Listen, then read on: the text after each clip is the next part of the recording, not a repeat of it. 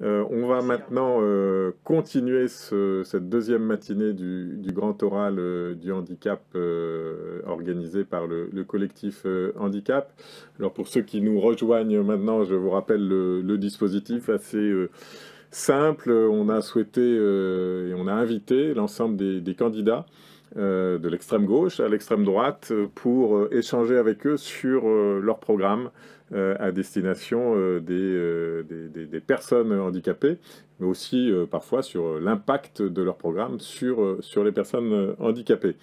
On a donné à chaque candidat à peu près 30 minutes pour échanger avec eux. On a souhaité absolument avoir une parole des candidats, si ce n'est aujourd'hui ou la dernière fois en plateau, en tout cas dans le cadre de vidéos ou d'échanges avec eux. Ça nous semblait une condition absolument indispensable d'avoir la parole des candidats et pas simplement uniquement de porte-parole. Nous aurons donc aujourd'hui, après avoir échangé la semaine dernière avec Valérie Pécresse et Philippe Mouillet pour les Républicains, puis Yannick Jadot pour Europe Écologie Les Verts, nous aurons aujourd'hui successivement Fabien Roussel et Michel de Messine, puis Anne Hidalgo, et puis deux représentantes d'Emmanuel Macron, puisque nous avons fait une exception au fait de ne pas obliger les candidats à venir pour le président, et en raison de la guerre en Ukraine actuellement, il nous a semblé acceptable de pouvoir recevoir deux porte-paroles. Et puis nous aurons Nathalie Arthaud. Malheureusement, pour ceux qui ont suivi le programme sur les réseaux sociaux, Jean-Luc Mélenchon s'est décommandé un peu à la dernière minute pour participer à ce grand oral du handicap, tout comme il l'a fait hier d'ailleurs au grand oral sur l'affaire du siècle et le climat. Nous regrettons évidemment cette absence de la France insoumise à notre grand oral, surtout que le programme de la France insoumise est relativement complet, mais aurait mérité quand même de pouvoir être précisé auprès de nous. Donc on va dérouler notre programme tout de suite avec donc Fabien Roussel et Michel de Messine représentant le Parti communiste français. Cet entretien va se dérouler en deux parties. La première partie, une vidéo tournée à l'occasion de ce grand oral par Fabien Roussel, et puis nous recevrons après Michel de Messine pour préciser un certain nombre de points du programme du Parti communiste français. Je vous propose d'écouter tout de suite la vidéo de Fabien Roussel. Bonjour à toutes et à tous. Je ne peux malheureusement, et à mon grand regret, honorer notre grand rendez-vous étant retenu par d'autres impératifs de dernière minute dans cette campagne. Mais je tenais vraiment à pouvoir m'adresser à vous à travers ce message. D'abord, je voudrais saluer l'initiative de Collectif Handicap, des 51 associations nationales représentatives des personnes en situation de handicap, remercier les familles, les proches aidants. J'ai une grande ambition pour notre pays, pour répondre aux immenses besoins qu'expriment nos concitoyennes, nos concitoyens pour vivre mieux, pour pouvoir vivre dignement de son travail avec un bon salaire, un vrai salaire, avec une bonne retraite, de pouvoir accéder aux études de son choix, pour pouvoir disposer de droits et pas d'être réduit à l'assistance. Le projet que je porte, c'est la France des jours heureux. Il fait référence au titre du projet du Conseil national de la résistance, qui, au sortir de la guerre, a permis la mise en place, dans un pays ruiné, les plus grandes réformes qui constituent encore aujourd'hui le socle de notre pacte social. Je parle de la création de la sécurité sociale, toujours depuis remise en cause, mais solidement défendue par tous les Français qui y sont très attachés. Je pense aussi à la maîtrise de notre économie par la nationalisation des principaux secteurs clés. Notre système de protection sociale nous est envié dans le monde entier et je tâcherai donc, après mon élection, à lui redonner toute sa force et ses couleurs, en redonnant le pouvoir de gestion aux partenaires sociaux, comme à l'origine, et en créant le remboursement 100% sécurité sociale. Le projet La France des jours heureux, c'est une France qui protège ses citoyennes, ses citoyens et leur permet de se projeter résolument vers un autre avenir, plus serein. Une France qui se redresse en faisant sien les principes de justice, d'égalité, de solidarité et de justice, d'égalité, de solidarité. Les 12 millions de personnes en situation de handicap dans notre pays en ont bien besoin, c'est le moins que l'on puisse dire. Et il y a même urgence.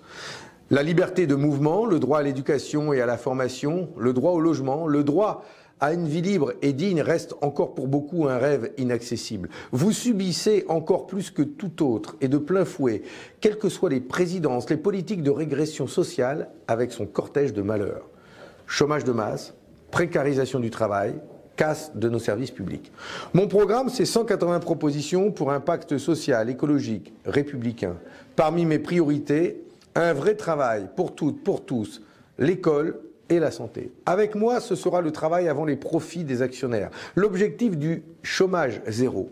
Travaillez tous, travaillez moins, travaillez mieux. Grâce à un droit universel à l'emploi que je veux créer pour garantir tout au long de la vie un emploi ou une formation et un salaire, cela s'adresse à tous en y mettant tous les moyens nécessaires à l'inclusion et à l'intégration de celles et ceux qui en ont besoin. Avec moi, ce sera l'augmentation générale des salaires et des pensions. Un SMIC à 1 500 € net et aucune pension inférieure à 1 200 € net. Ainsi, nombre de propositions de mon programme vont pouvoir répondre dans le droit commun aux aspirations des personnes en situation de handicap pour une citoyenneté à part entière et pour l'accès aux droits fondamentaux au même titre que les autres citoyens et citoyennes.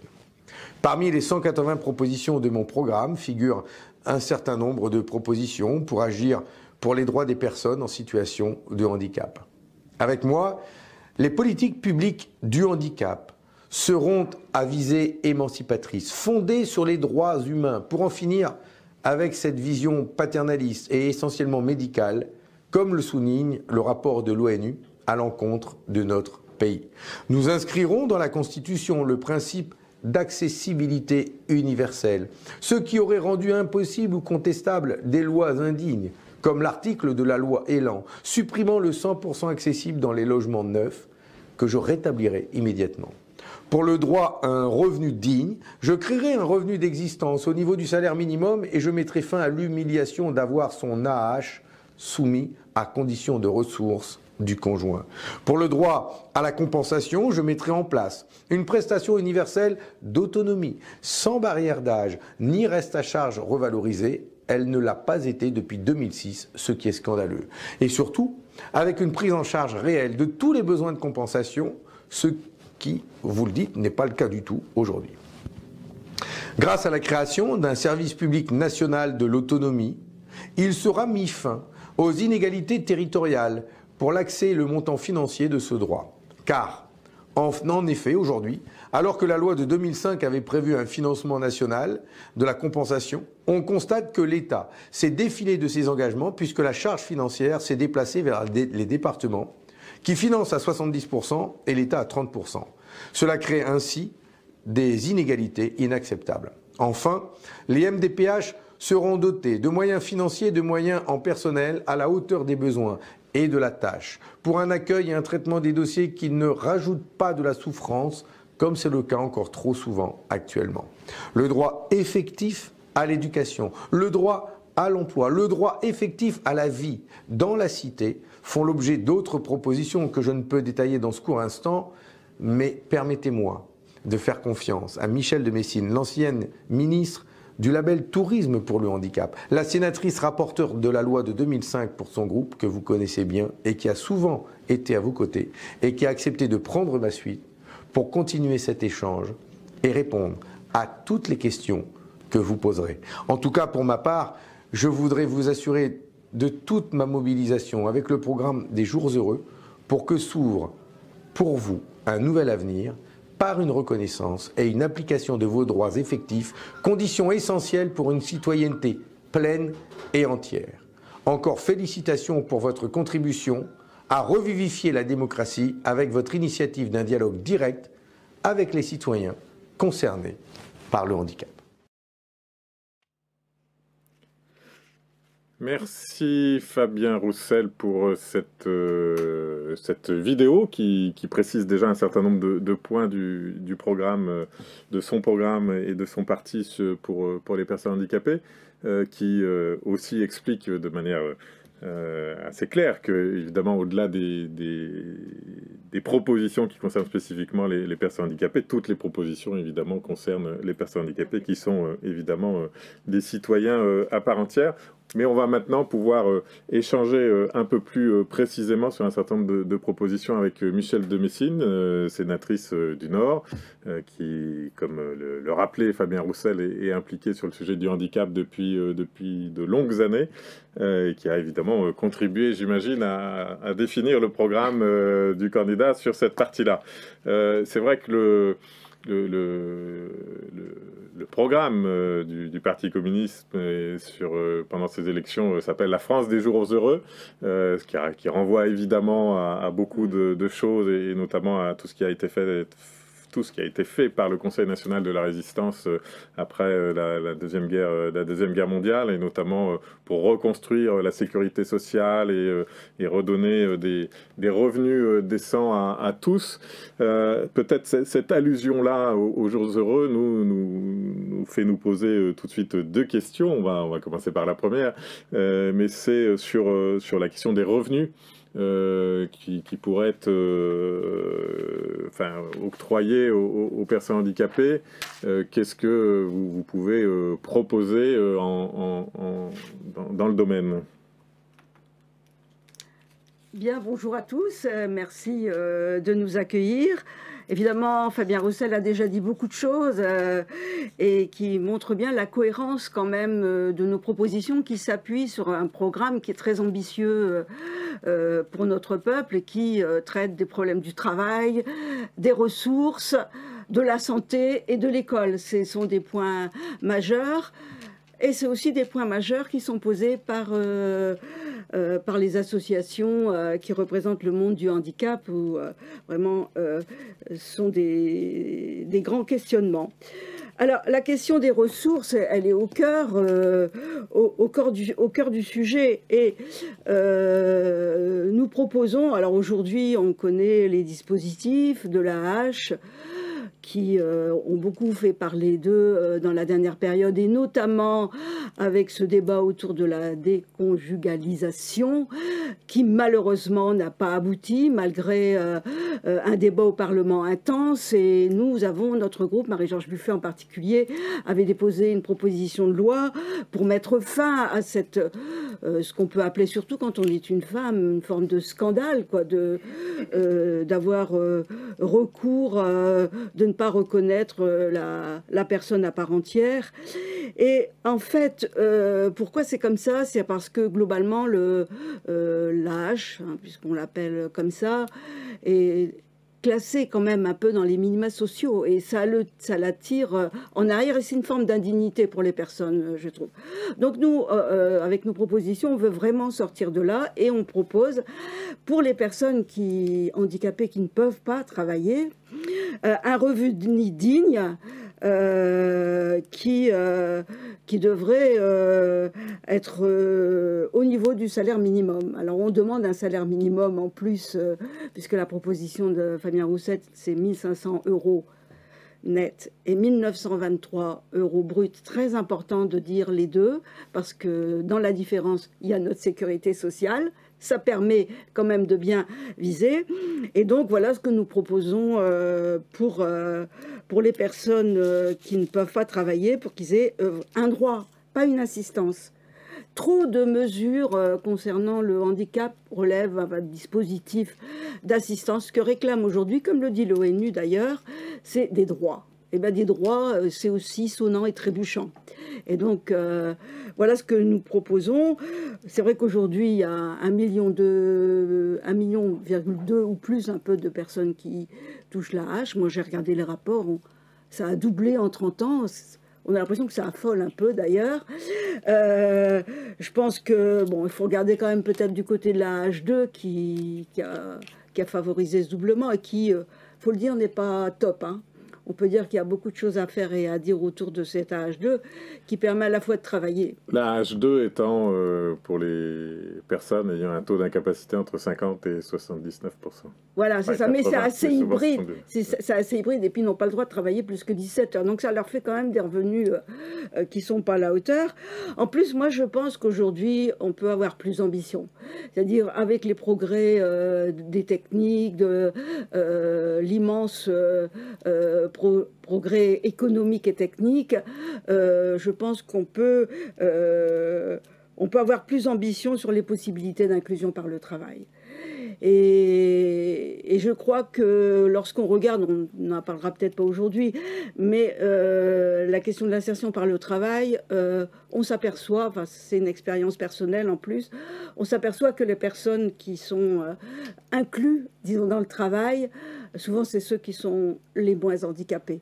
Globalement, ceux dont les handicaps sont un peu plus, je dirais, élevés, pas plus lourds, ont beaucoup plus de difficultés à trouver du travail. Et je pense que là, à mon avis, il faudra avoir plus d'audace de la part des employeurs. Il y a tout un travail certainement à faire autour de ça. Et Fabien Roussel a visité un IME... non, un IEM à Liévin, là, dans le cadre de sa campagne, et on a pu rencontrer des jeunes de cet IME qui étaient assez handicapés, il faut le dire, et qui s'étaient engagés dans une formation de pilote de drone. Voilà un exemple qui montre qu'on devrait faire beaucoup plus. Pilote de drone avec une formation comme les valides, et donc une insertion possible comme les valides. Et donc je pense que là, autour de toute cette question des revenus, il y a aussi beaucoup d'efforts à faire sur l'inclusion. Alors vous parliez d'ambition à avoir sur la politique du handicap, de moyens complémentaires. Il y a pour nous un sujet sur lequel le prochain quinquennat devra être particulièrement ambitieux. C'est le sujet de la 5e branche de la sécurité sociale et plus généralement de la politique de l'autonomie. On va écouter une question qui nous a été envoyée puisqu'on a demandé aux personnes handicapées, à nos adhérents, à d'autres, tout type enfin, quelles que soient les personnes, de nous envoyer des questions. Et il y en a eu beaucoup justement sur cette question de la compensation. La prestation de compensation du handicap fut créée lors de la loi de 2005. Cependant, elle n'est pas accessible aux personnes qui rencontrent une situation de handicap à partir de 60 ans. Comptez-vous appliquer la loi de 2005 qui prévoyait la suppression de la barrière d'âge et comment financerez-vous l'extension de son accès aux personnes âgées de plus de 60 ans? Cette question, alors elle pose la question de manière générale de la compensation, de la branche autonomie aussi, enfin, de manière générale sur effectivement comment on applique la loi de 2005, notamment sur les barrières d'âge. On sait qu'il y a aussi certains types de handicaps qui ne peuvent pas bénéficier de la prestation de compensation, notamment de l'élément aide humaine, et on sait qu'il y a des besoins importants. Donc finalement, quel contenu on peut donner à cette branche de sécurité sociale? C'est le nœud du progrès, c'est-à-dire régler cette question qui n'est pas réglée depuis 2005 d'ailleurs, c'est pouvoir vraiment s'engager vers un système d'autonomie pour les personnes handicapées et pour le grand âge, puisqu'on se retrouve quand même avec le même problème. Fabien Roussel l'a dit dans son introduction, nous voulons revenir aux principes fondamentaux de la création de la sécurité sociale en lui redonnant sa force et ses couleurs. Et je pense que, c'est-à-dire un système, il faut toujours le redire parce que toute l'image a tellement été brouillée depuis quelques années, c'est-à-dire un système financé par la cotisation des salariés et des employeurs, et aujourd'hui, en plus, en y mettant à contribution les revenus financiers du capital, qui ont pris des proportions énormes, souvent d'ailleurs au détriment des salaires, et cela a été démontré. Donc nous sommes convaincus que le principe de financement de la sécurité sociale, donc, par la cotisation prélevée à la source sur les richesses créées. C'est très important, cette notion, et le seul capable de répondre de manière durable et sécurisée. C'est très important aussi les moyens sécurisés au niveau des moyens financiers nécessaires, parce que c'est vrai que ce sera très important pour mettre en place cette autonomie. Je rappelle qu'en 2005, puisque j'ai été rapporteur pour mon groupe, ce n'est pas le choix qui a été fait. Et c'est pour ça que, d'ailleurs, je me suis abstenue. Je me suis beaucoup battue pour la loi parce que son contenu et son objectif, son ambition correspondaient complètement aux besoins. Mais à côté, on n'a pas mis un système de financement qui était capable de répondre à cette ambition. On a créé la CNSA. Bon, on a vu quand même que c'était pas suffisant. Elle a rapidement été dépassée. Et donc, en fait, le rendez-vous revient aujourd'hui. Donc, il y a un grand débat sur la sécurité sociale. C'est quoi la sécurité sociale? Quelle sécurité sociale nous voulons aujourd'hui? Nous le disons, nous voulons celle qui a été créée en 1945.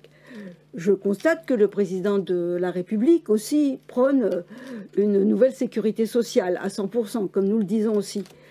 Mais ce n'est pas le même projet. D'ailleurs, je pense qu'il ne devra plus porter le nom de sécurité sociale si on avance sur ce terrain. Ce n'est pas le même projet, c'est surtout pas le même mode de financement.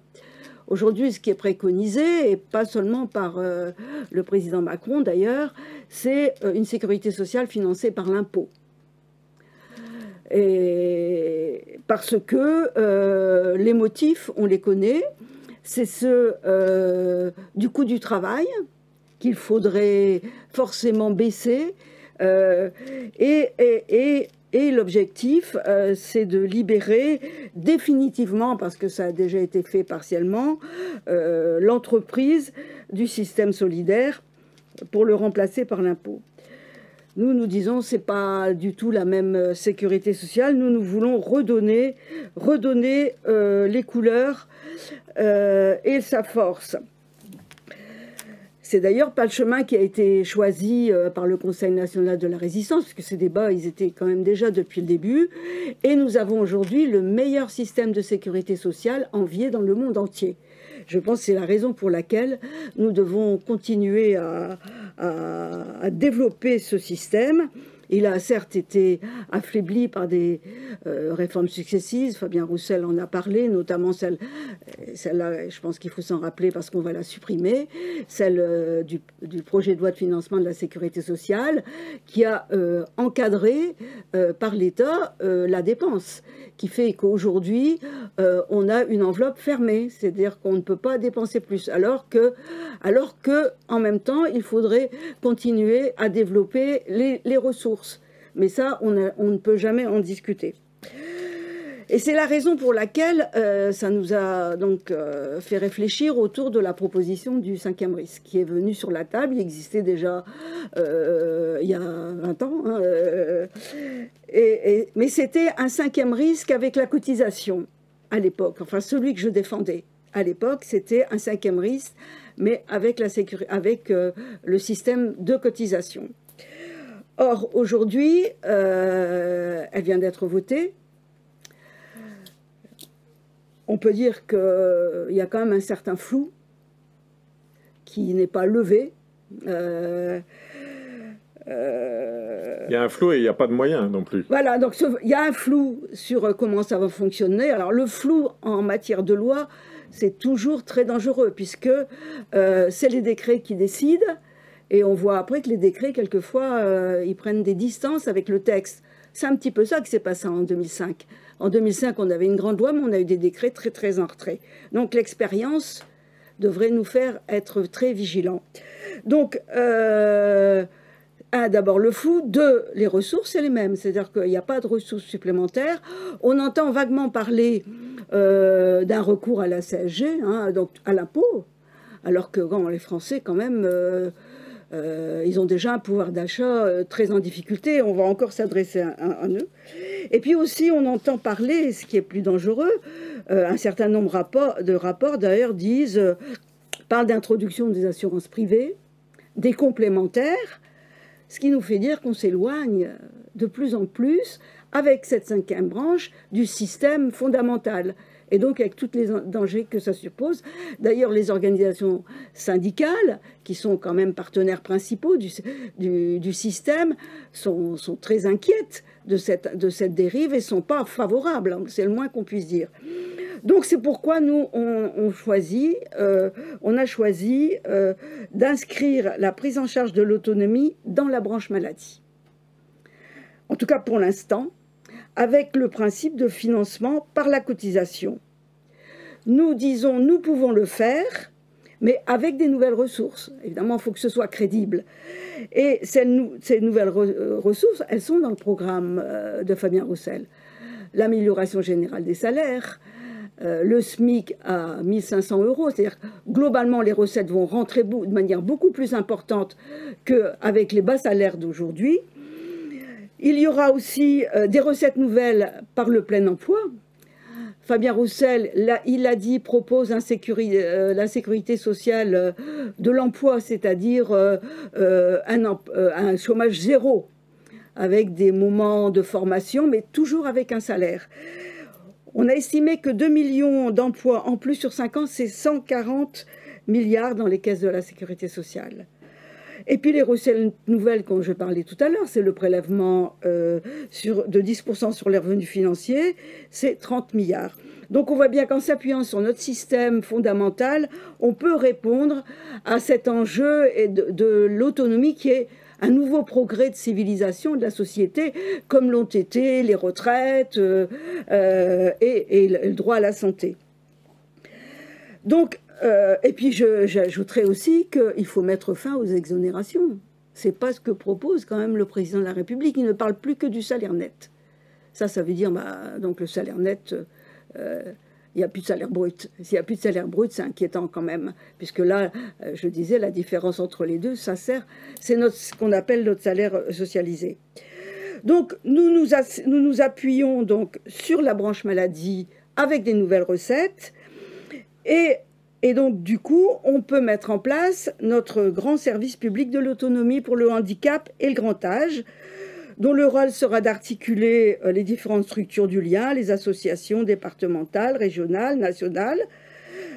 Et là, c'est en particulier pour les salariés du lien, qui ont beaucoup inquiété le monde du handicap, dont les conditions d'emploi et de rémunération seront sous une même convention collective, et donc il nous faut un système de financement derrière qui puisse appuyer ça, parce que on peut toujours dire qu'il faut augmenter les salaires des personnels médico-sociaux, mais il faut des ressources derrière pour pouvoir les augmenter.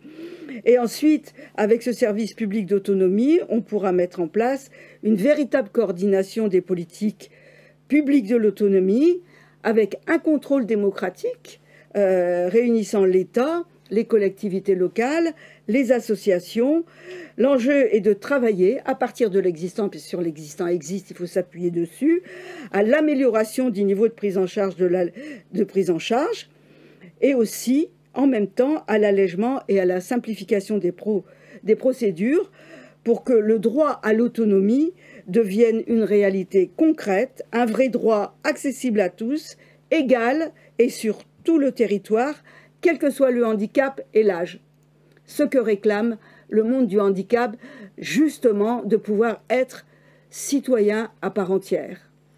Merci pour cette réponse. Alors, on va essayer d'avoir des réponses un peu plus courtes pour les autres questions, mais je vous ai laissé évidemment répondre de manière détaillée, parce que pour nous, c'est un sujet central pour les prochaines années. Quelle est la politique de l'autonomie voulue par les candidats, quel financement, vous avez été assez précis sur les financements prévus, sur la solidarité nationale aussi qui est attendue, et sur l'ambition. Il faut quand même qu'on est le seul candidat à faire cette proposition sur la sécurité sociale, avec sur les fondamentaux de la sécurité sociale par la cotisation. Je Je crois dirais qu'il y a, alors, il y a aussi beaucoup de candidats qui n'ont pas intégré le handicap dans la politique de l'autonomie. Et donc n'en sont pas encore à se poser la question comment ils le financent, mais c'est justement ce qu'on essaye de porter dans le cadre notamment de ces rendez-vous du Grand Oral du handicap, d'échanger sur la politique de l'autonomie. Alors j'ai pas vraiment répondu à la PCH, enfin je sais pas si on verra bien. On verra bien. Mais enfin, de ce que je comprends de votre réponse, c'est qu'à partir du moment où il y a plus de moyens, il y a une vraie branche, on peut aussi penser qu'il y a, parce que c'est un peu ce que disait aussi Fabien Roussel dans sa vidéo, il y a une amélioration des droits. Donc on peut penser que la compensation du handicap s'améliore aussi. Oui, on peut avoir beaucoup d'ambition pour la prestation d'autonomie, et ce qu'on appelle nous une prestation universelle, sans barrière d'âge. Il y aurait beaucoup à dire aujourd'hui sur la PCH. Enfin, c'est une des grandes préoccupations. D'ailleurs, elle est assez majoritaire dans les permanences sociales et les permanences de parlementaires, parce qu'elle ne répond pas suffisamment aux besoins de compensation, donc elle est trop faible, elle a une limite, par exemple, on ne peut pas y inclure l'aide sociale, l'aide au ménage, enfin toute une série de choses qui sont indispensables et qui sont exclues globalement du périmètre. Elle a besoin d'élargir son périmètre, et puis surtout, et je pense une des grandes préoccupations, c'est qu'elle soit égale sur le territoire. Or aujourd'hui, ça a été redit par Fabien Roussel. Au départ, la loi disait que c'est la solidarité nationale qui va payer la PCH, avec les conseils généraux qui vont mettre en place, etc. Et puis ça s'est inversé au fil du temps. Aujourd'hui, 70% de la charge est sur les conseils généraux, 30% sur l'État, la CNSA. C'est pas étonnant qu'il y ait des tensions. Les conseils généraux ont une charge beaucoup trop lourde et la tentation, c'est de pressurer quand même un petit peu les attributions. Donc nous voulons revenir au financement, et avec ces moyens financiers dont je parlais tout à l'heure, au financement national, de manière à ce qu'on ait une vraie PCH, une vraie compensation. Alors on va passer à un autre sujet avec des réponses plus courtes, sinon on ne pourra pas aborder tous les sujets parce qu'on essaye de respecter quand même un temps à peu près homogène parmi les candidats. Il y a un autre sujet qui est évidemment important, c'est la question de l'accessibilité, et on va écouter aussi une question qui nous a été envoyée. Quand est-ce que la loi de 2005 va être respectée et appliquée, particulièrement pour l'accès aux soins, aux lieux culturels et aux espaces publics? Parce que régulièrement, les personnes en situation de handicap comme moi sont confrontées à cette question récurrente. Est-ce accessible et adapté? Alors le bilan qu'on fait nous de l'accessibilité, on parlait de la loi de 2005, c'est qu'on est quasiment 20 ans après, on est quand même très loin d'une accessibilité universelle. Ce quinquennat a été marqué par un retour en arrière important, notamment sur l'accessibilité du logement. Votre candidat prévoit de revenir sur la loi Elan, au-delà de ça, d'inscrire aussi l'accessibilité dans la Constitution. Comment vous imaginez pouvoir améliorer la situation de l'accessibilité dans notre pays, et évidemment accessibilité universelle, cadre bâti, numérique, FALC, etc., etc. Déjà de l'inscrire dans la Constitution, ça donnera des moyens pour aller plus vite, pour ne plus pouvoir contourner un certain nombre de choses. Et c'est vrai que ça avance beaucoup trop lentement. Enfin, ça fera une génération, hein, enfin, donc qui attend. Donc c'est plus possible. Nous proposons d'abroger la loi Elan, qui a été quand même un scandale. Hein. Enfin, franchement, alors qu'on a du mal à avancer sur cette question, cette suppression, ça a fait un coup d'arrêt. Donc, on veut l'abroger pour deux raisons.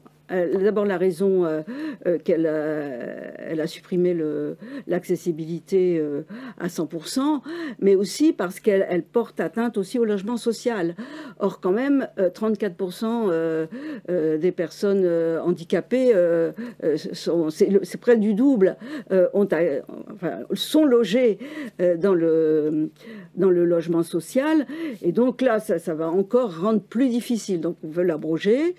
Et puis, bon, je pense qu'il faut aussi mettre un petit peu plus de moyens, notamment pour les collectivités, parce que les collectivités ont beaucoup souffert sur leurs finances et ils souffrent encore aujourd'hui. Et donc c'est souvent remis. Et donc il faut avoir des moyens financiers à octroyer à ceux qui sont les plus en difficulté, les collectivités, mais aussi le commerce, les petits commerçants, les artisans qui ont plus de difficultés pour pouvoir mettre en place l'accessibilité. Donc il faut avoir beaucoup plus de volontarisme, et ce moyen de l'accessibilité universelle, ça va quand même donner des moyens, et à vous aussi, aux associations, de pouvoir avoir un levier juridique beaucoup plus puissant que ce qu'on a actuellement. Alors on va déjà passer à la dernière question. C'est peut-être une question sur l'accès à l'école, l'éducation, parce que c'est évidemment un sujet qui préoccupe beaucoup. On sait que sur les AESH, les accompagnants, beaucoup de chemin reste à faire par rapport à leur statut, notamment à la qualité de leurs interventions, à la formation, à leur emploi du temps. Donc comment vous voilà, c'est aussi une des plus grandes avancées de la loi de 2005, et pour moi elle est fondamentale, c'est faire l'inclusion aux plus jeunes. C'est un gage pour l'avenir et pour l'inclusion future dans tous les aspects de la vie. Là c'est pareil, donc c'est une grande avancée, pas les moyens mis à la hauteur. On est quand même bien obligé de constater qu'au départ ça a quand même été très très long à mettre en place. Il y avait l'obligation mais pas les moyens, et surtout les moyens d'accompagnement. Enfin, on a laissé se mettre en place ce dispositif en laissant les enseignants se débrouiller un petit peu tout seuls, ou en ayant recours à des accompagnements partiels, non formés, avec tout ce que ça a comporté de difficultés, et aussi, j'ajoute, une insertion scolaire à minima. Moi, j'ai vu beaucoup d'insertions qui n'étaient pas à temps plein, qui étaient très partielles. Je le vivais personnellement comme une forme de mépris, parce que la scolarité, c'est tout ou rien, quoi. Il n'y a pas de scolarité au rabais si on a besoin justement d'intégrer un parcours éducatif. Alors, ce que nous proposons, c'est créer un véritable corps d'accompagnants scolaires, formés, rémunérés, à l'importance de leur mission, et surtout pleinement membres de la communauté éducative, avec un cadre B de la fonction publique, c'est-à-dire intégré à l'éducation nationale comme un personnel éducatif à part entière. Et puis aussi, nous proposons de supprimer les PIAL, parce que globalement, ils ne s'inscrivent pas là-dedans. Ils ne s'inscrivent pas dans quelqu'un un accompagnant qui s'intègre complètement dans la communauté et qui est en dialogue permanent avec les enseignants. On voit bien qu'il y a besoin beaucoup de dialogue permanent, de points faits régulièrement pour pouvoir avancer, parce que c'est vrai qu'un enfant handicapé est inconnu dans l'école. Et c'est petit à petit qui se découvre et qui découvre lui-même ses propres capacités. Ça demande du temps, et donc ça peut pas être au rabais. C'est un nouveau personnel de l'éducation nationale. Si nous voulons réussir, et je pense qu'on peut réussir. Et si on réussit, eh bien, ce sera pour demain une intégration plus facile du monde des personnes handicapées dans la société. Merci, alors on est déjà au terme de cet entretien, ça passe vite, surtout ouais. avec quelqu'un de bavard, mais c'est bien. Peut-être, je ne sais pas, en vraiment quelques secondes, si vous avez un dernier message à apporter, ou une proposition qu'on n'a pas pu évoquer, ou quelque chose. Je crois pas, on n'a pas évoqué toutes les propositions, et d'ailleurs ce serait impossible. moi je constate quand même qu'il y a une grande diversité, de propositions justes à faire avancer. Ce que je voudrais dire, c'est que moi je voudrais aussi vous féliciter, comme l'a fait Fabien Roussel. Je connais bien le monde du handicap, ça a été dit, et je crois qu'on a franchi avec l'intervention du secteur dans le cadre de cette élection, on a franchi un cap où le monde du handicap s'est manifesté avec force, sérieusement, avec des propositions vraiment très travaillées, très importantes. Et je crois qu'on pourra constater une petite percée avec cette élection et qui ne demandera qu'à se développer après, en tout cas, quand tout sera fini, quand les élections présidentielles seront terminées et que les élections législatives, et ça c'est encore un enjeu pour continuer à porter le plaidoyer plus fort. Je crois qu'on aura franchi une belle étape et que demain on sera plus forts tous ensemble. Moi je me mets avec vous, excusez-moi, mais comme je suis concernée personnellement, je me mets avec vous. Je crois qu'on aura voilà, plus de moyens pour se faire entendre. Puis il y a des grands rendez-vous. Le grand rendez-vous de la 5e branche, c'est très important et je pense qu'on aura plus de moyens pour le franchir, j'irai allègrement. Très bien, ben merci beaucoup Michèle de Médecine, sénatrice du Nord, d'être venue en studio. Je vous laisse remercier aussi Fabien Roussel de notre part d'avoir tourné cette vidéo. Et je précise d'ailleurs que votre programme est disponible en facile à lire, à comprendre depuis ce week-end ou la semaine dernière, je ne sais pas, mais on doit pouvoir le télécharger sur votre site. Merci.